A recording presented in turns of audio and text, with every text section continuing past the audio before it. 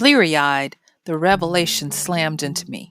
I had just wasted over an hour staring at wood lathing on YouTube.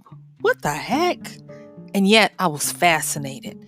And I believe it was because they were fascinated. And the amount of concentration that it took to work with these heavy pieces of wood or strange pieces of wood, forget about it.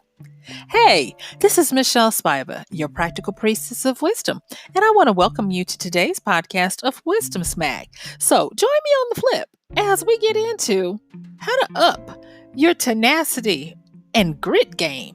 I'll see you on the flip.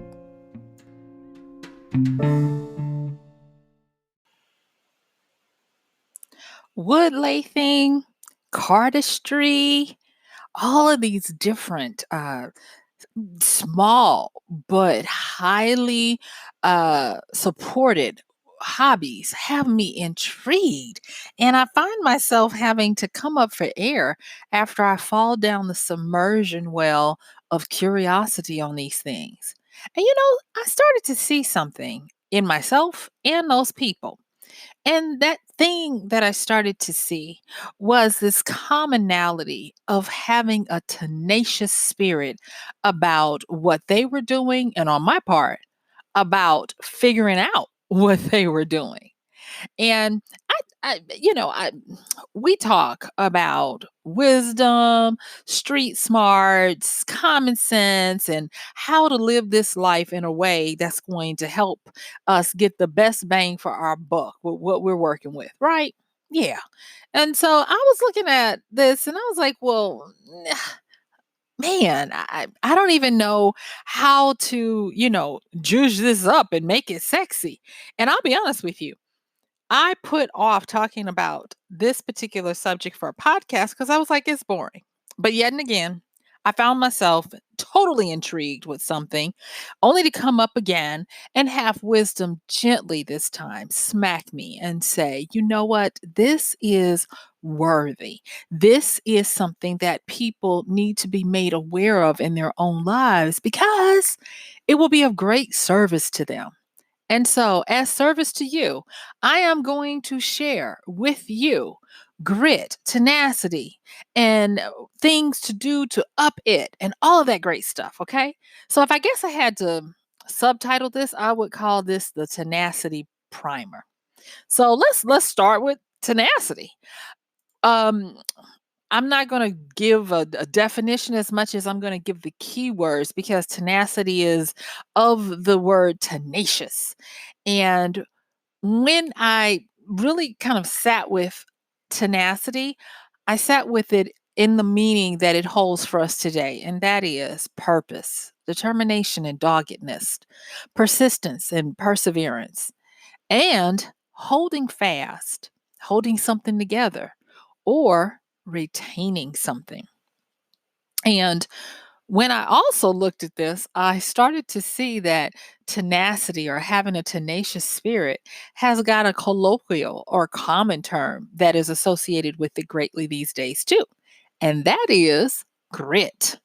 Now, if we look at grit, grit is kind of like the function that contains this tenacity. We would even call grit the conscientious ability to stick to something for a long time without any proof or validation that you're on a positive track. I hate to say it, but grit, that part of tenaciousness, gets a bad rap. So much so that a few years ago, a little over a decade ago, there were some researchers in the education field that wanted to look at what made some people successful in going through rigorous study or training and others fail. And so Dr. Duckworth was one of those people who studied a group of cadets at West Point and in Virginia, United States. And she noted that there it came down to a few things that meant the success or failure of a cadet successfully making it through this particular program. And one of those things was grit. The other was companionship and camaraderie. Now, I have already talked about my love for understanding the way camaraderie helps us these days. And I even talked about how I was going through something, and it was my ability I was going through brokenness, and it was my ability to reach out to people who played games. And the funny thing is I didn't even play games with them. I didn't play the same games, but yet and still, they were there for me. And I talked about it in the podcast called The Next Steps After Brokenness. And I recommended a book called Reality is Broken by Dr. Jane McGonigal. And it is amazing and how she introduces you to the side of gaming through her research that is not necessarily common knowledge to people. But after she presents it, it looks like it's the makes the most sense in the world. And it's not that she's good at selling fantasy or illusion. It's just that she's really good at taking facts and not opinions or sophomoric surface skimming observations, and giving back what is really going on. And as a person who tested out what she was saying, I found it to be true. And then looking at this study that was done by these researchers about the cadets at West Point, and figuring out that they had two components: grit and their camaraderie with others, it kind of reinforced that understanding.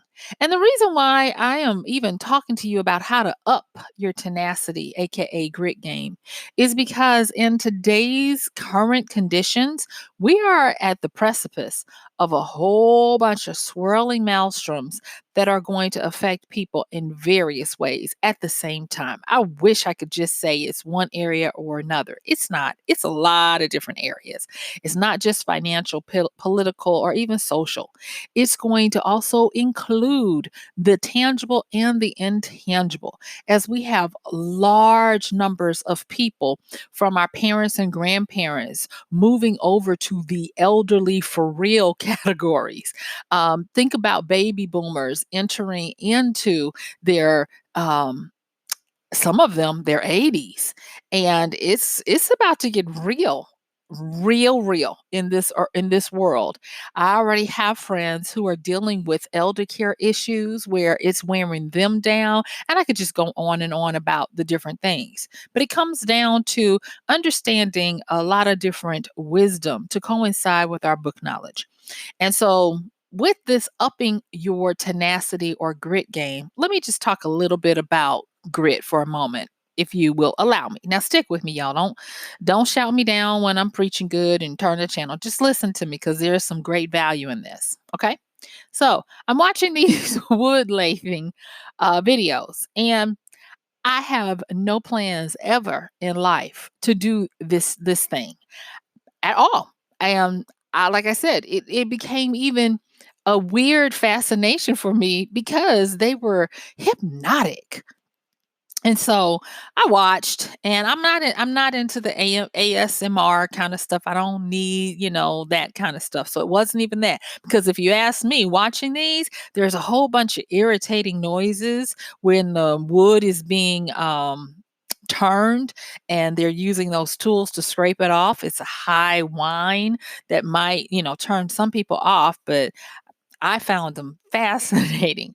And I looked at it, and most of the videos well, all of the ones I watch, but most of the videos out there that have to do with wood lathing and turning wood, or wood turning as it's also called, are hobby based, where people are doing it for the sake of just having mementos and figurines and all of these kinds of things. And but the time it takes and the precision, and in addition to the precision, the creativity that it takes to take these pieces of wood. Some of them have knots in them, and some of them are beautiful.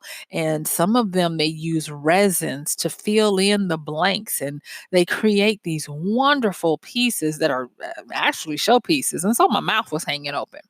And as I continued to look at different ones doing different things, what I noticed was that they had a tenacious spirit about them. And that it for them translated into an extreme work ethic. Now, I'm not saying that every person who has woodlathing as a hobby has extreme grit or tenacity. No, I'm not saying that. I'm saying the ones I watched on YouTube, and get this, they have a lot of views. People really like to watch it, and it's real soothing too. um I noticed they had this work ethic because you can't just, for most of the pieces that I watched, it's not like you're just going to go in there and fiddle around for an hour. No, it's going to take days sometimes.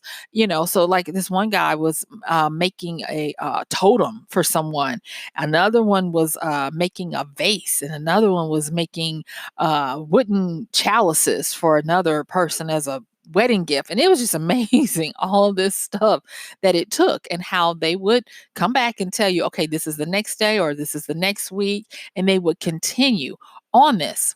And as I was looking at this and understanding what Dr. Duckworth had said about tenacity, work ethic, grit, and camaraderie, I noticed that with them, it's a it's a meditative process. It's a community process because they do interact, even though it's solitary when you're doing it, or sometimes it can be depending on how large the piece is you're working on.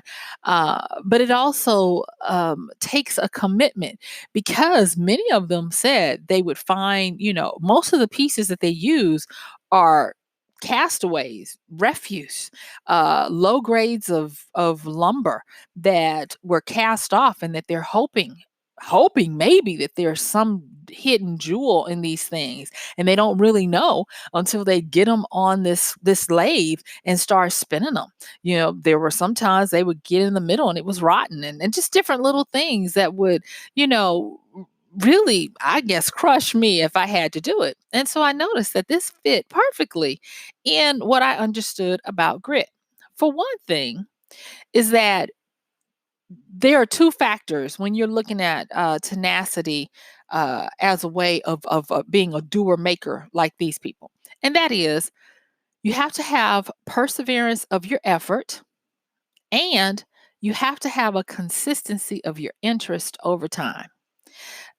There is this paradox that I find is kind of like one of those ironies of life. I'm like, why would they do this? And this is the paradox. So bear with me. The paradox is, for the level of curiosity, as your curiosity goes up, your intelligence goes up, but your focus goes down.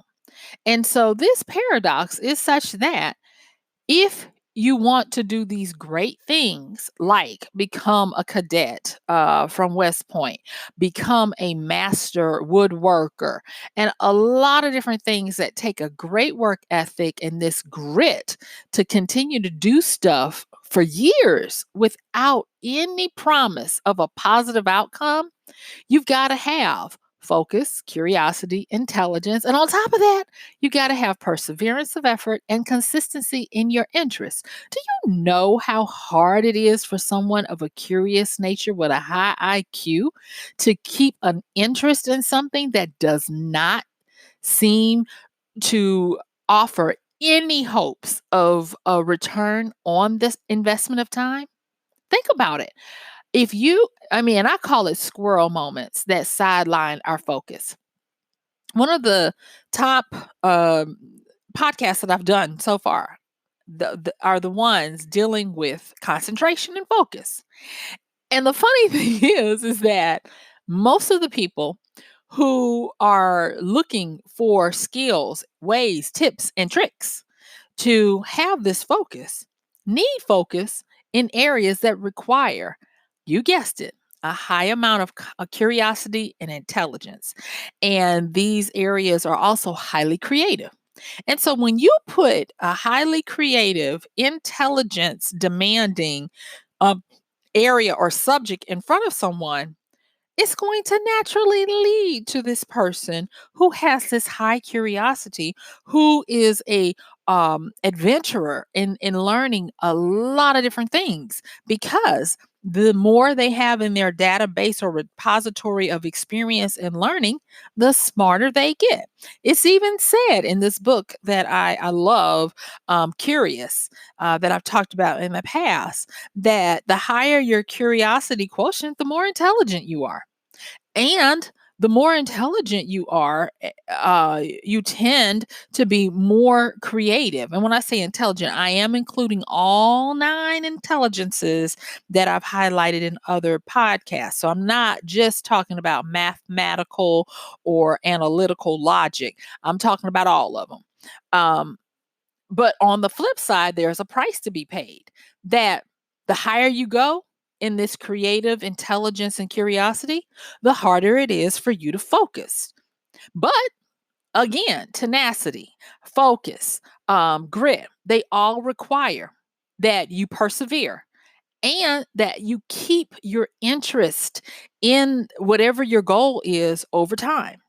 And so I looked at it and I was like, ding, ding, ding. Part of the wisdom that I was receiving was that the reason why I was so spellbound by what these people were doing is because they were exhibiting this very paradox and making it work.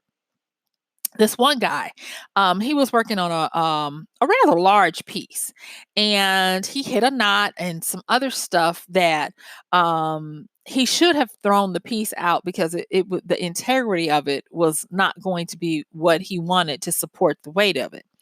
And he worked around it and he still couldn't make it work. And thus he came back and he turned it into 2 pieces and he used resin to support the pieces that were compromised. And so he pulled them out and put them in this bucket and he mixed the resin and then he peeled the bucket off, put it back on the lathe, and then started shaping it. And it turned out breathtakingly beautiful. And I'm gonna tell you, when I saw the crap that was that was on the inside of that log, I was like, chuck it, start over. It's not cute. It's nasty. And he made it work. And then this is the part that I also really liked. And I thought it was kind of funny because it's an actual take on grit. Once they have gotten the piece to where they like it, they start actually using sandpaper. And sandpaper has sand on it or quote unquote grit. And so, depending on how coarse the grit is how rough or smooth the piece ends up being. So you can take edges off, sharp edges, and smooth down some stuff with the larger grit, which has a lower number for its grading system. Or if you wanted to polish it and make it to where it shines and gleams in the sunlight, then you would use finer grit. That, like I said, polishes. And so usually they'll start with these lower grits and they will work their way up to the finest grit that the piece calls for, such that it looks like they dipped it in glass because it's shining so much after they get through with it. And I was like, that's just amazing. Because, first, they fight with not fight with, but they have to contend with what the imperfect perfections of nature throw their way. And then once they figure that out, then they have to shape it. And then after that, they have to uh, polish it and refine it. And that in and of itself is a detailed process as well. And like I said before, I was sitting there and I was like, this is amazing. And once I came, once I went through that enough to see them working with these woods on these wood lathes, and I'm gonna tell y'all, just go into YouTube. I dare you, go into YouTube and put on wood lathe, LATHE, or wood turning, and pull up the videos and watch yourself because you can easily be sucked in, video after video, and you're like, wow, there's no way I thought that was going to happen. It's kind of like, to me, it's kind of like watching a Bob Ross painting, but it's done in wood. That's what I would say. And there's so much hidden wisdom in that hobby. I could talk about other hobbies too, but right now I just want to focus on that one. So, I have blabbered on about my fascination with this and the process. And what I want to do is just give you some quick things on how to up your own tenacity game, how to increase your own grit, as I understand it at this moment with the last few minutes that I have with you. Okay. So, as I said before, grit, it or tenacity, we're going to use those interchangeably. It's the ability, it's a function, it's an action, it's the ability to persevere in your efforts while holding a consistent interest over time. But not only that, it is to pursue whatever the function is for a very long period, oftentimes multi year, without any positive feedback. It requires stamina. It also requires an effort to continue to pursue your goal for the sake of pursuing it. Now, this is the part about grit, if you will, the grit part of tenacity that is a con or not a con, but a criticism that people in the educational world often levy against it. And I just want to kind of make you aware of that, so that you understand why they talk about this great paradox between having intelligence, curiosity, and creativeness as opposed to grit. And that is that the function of tenacity, the function of grit, the function of having an excellent work ethic, they said it's not necessarily tied to any intelligence. They said that once you learn the habit, you should be able to stick to one task for a long time without being distracted to explore other stuff, which, that's curiosity. That's basically the definition of curiosity. And they said that if you're able to do this over long periods of time, that it will decrease your impetus for curiosity. And I was like, oh, because yes, it's true, but then I choose to believe that it's not all the way true. Because I'm back to my wood lathing, folks. I'm gonna let them go, but not yet. When I look at these guys and the problems that they solve with continuing on with their tenacious pursuit of creating something out of this wood, it's not like an assembly line. And I believe that the criticism of grit and tenacity uses broad strokes where it tries to put everything we do on some type of generic conveyor belt of only putting in one screw. That's your one job on the assembly line. And that is not our case now. We are not automatons. We are not assembly workers in this regard. And so, yes, there is problem solving. There is a lot more to it when you do what you're supposed to. For instance, I'm doing this podcast. I did another podcast for a few years as well. And there is no guarantee that this podcast will be what some people deem as a success. I don't necessarily get positive feedback, but yet and still I do it. And I do it because of a passion that I have.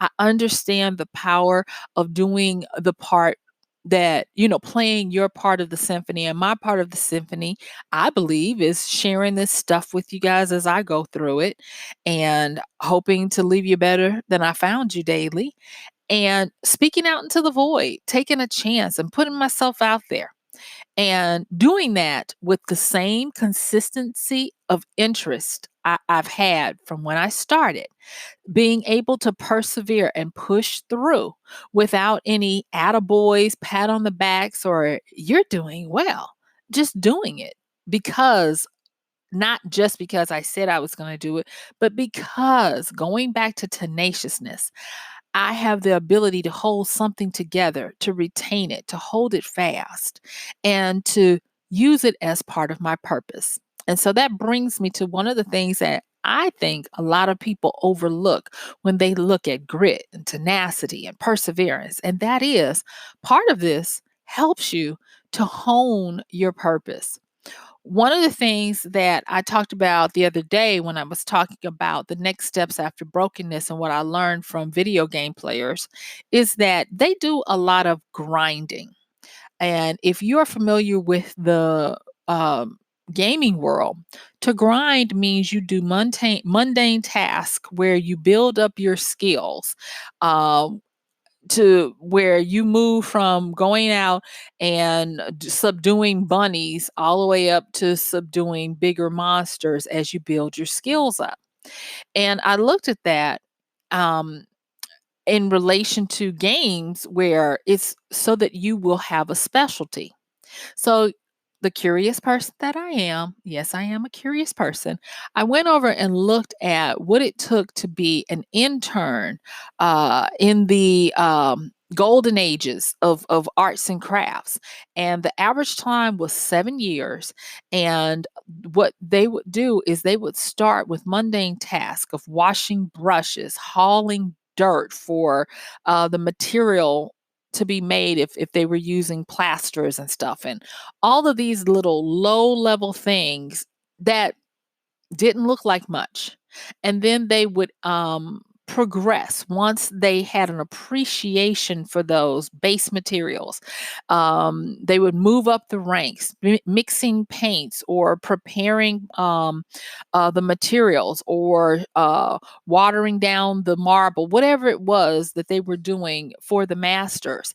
And then they would get to the point where they could trace over the lines, the etches of the masters to practice their strokes and shape the clays if they were sculpting like the masters until they got to this point where they you could tell the influence of the master on them, but now they were these skilled artisans that were able to go out and find jobs on their own without being under the watchful eye of the master.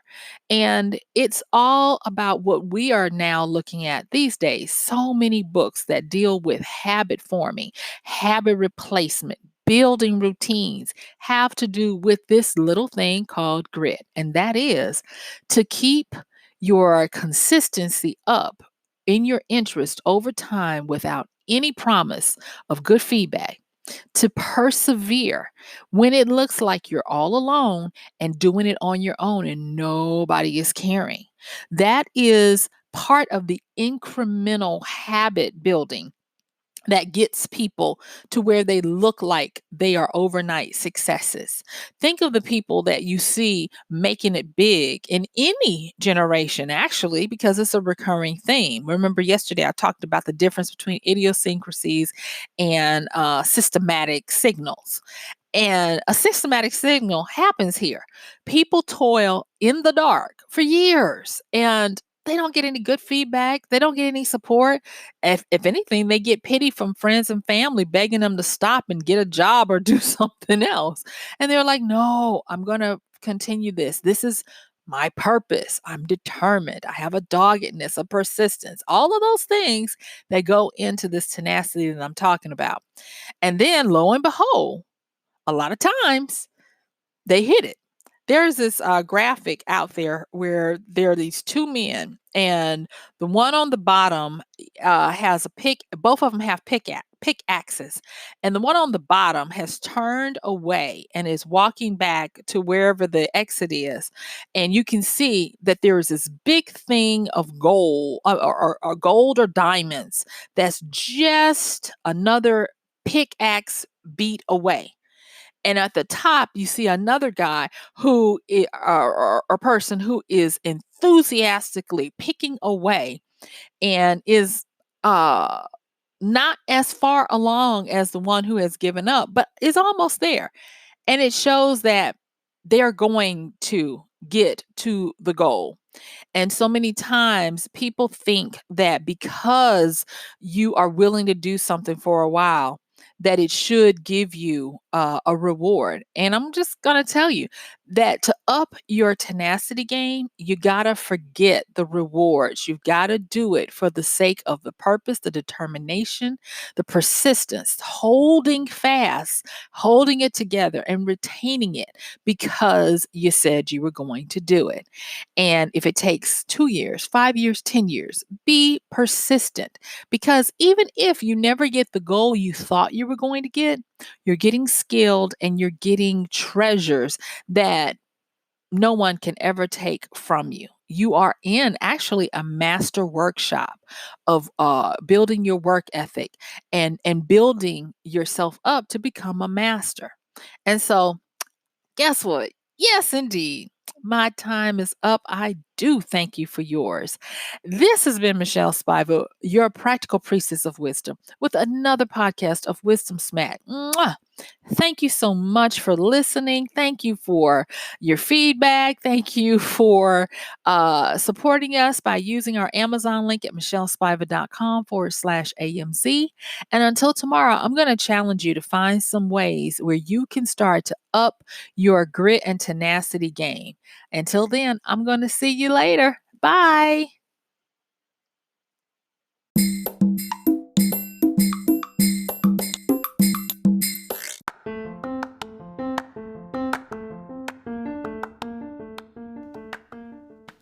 And that's going to do it for today's podcast of Wisdom Smack with Michelle Spiva.